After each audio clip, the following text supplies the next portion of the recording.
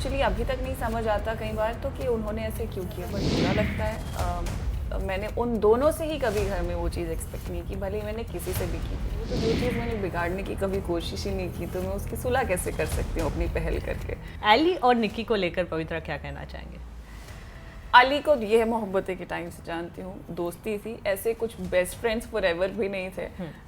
इतनी गहरी दोस्ती भी नहीं थी, लेकिन क्या होता है कि जब आप एक शो में एक दूसरे के साथ 1.5 साल का एक वक्त बिता लेते हैं, और कहीं ना कहीं पर्सनली आप एक दूसरे को जान लेते हैं, तो वो अंडरस्टैंडिंग होती है that there is a thing called dosti, there is a thing of understanding of dosti, that we understand each other, on that note we are friends.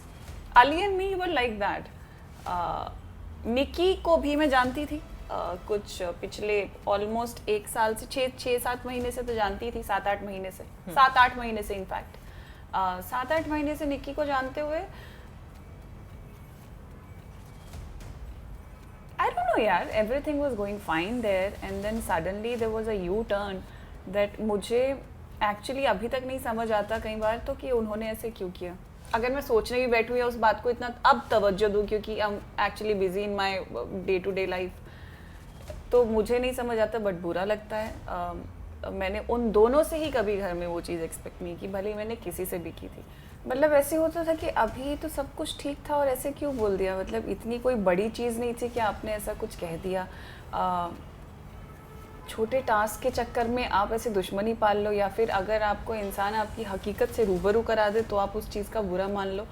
तो निकी का शायद कनेक्शन कविता के साथ बैठ गया था, तो शायद वो अगेन इक्वेशंस बदलती हैं उस घर के अंदर, तो उसकी जिस हिसाब से इक्वेशन बदली तो मुझे ऐसे लगा कि हो सकता है now it's like I am not worthy of the friendship, it's like कि चलो ठीक है, now I got a friend in this house. But मेरी नज़र में था कि हमारी तो पहले से दोस्ती, तो मैं फिर भी उसको उस इज्जत से हर चीज़ से ट्रीट करती थी।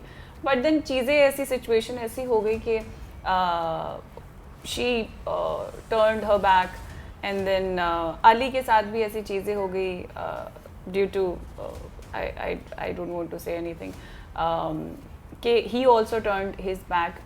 तो वो चीज़ ऑफ कोर्स वो मेरा बहुत मेंटल और इमोशनल टर्मोइल था जो मैं डाइजेस्ट नहीं कर पाई थी, तो बहुत बुरा लगा था यार। आपको लगता है घर के बाहर आकर अब चीज़ें सुधरेगी, your friendship will be back now, you think so? I have no idea because see I will tell you honestly, ना तो मैंने दोस्ती ख़त्म की थी, ना मैंने दोस्ती ख़राब की थी।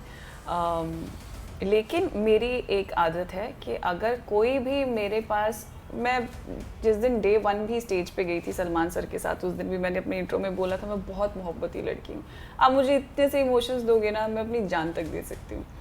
तो इफ़ समवन इज़ कमिंग सामने से, मैं तहे दिल से और खुले हाथ से एक्सेप्ट करती हूँ कि एंड मैं रो पड़ती हूँ, मैं बहुत ही रोंदू लड़की हूँ तो मुझे कोई प्रॉब्लम नहीं। लेकिन अगर आप मुझे बोलेंगे कि मैं सामने से जाऊँ या मैं अप्रोच करूँ या फिर मैं उस चीज़ की सुलह करने की कोशिश करूँ, तो जो चीज़ मैंने बिगाड़ने की कभी कोशिश ही नहीं की, तो मैं उसकी सुलह कैसे कर सकती हूँ अपनी पहल करके। तो मैं सामने से सुलह नहीं कर सकती हूँ, बट हाँ ठीक है, आप सामने से आएंगे, आपको कभी रियलाइज़ होगा कि जो चीज़ें हुई वो गलत हुई, तो of course will be friends back again.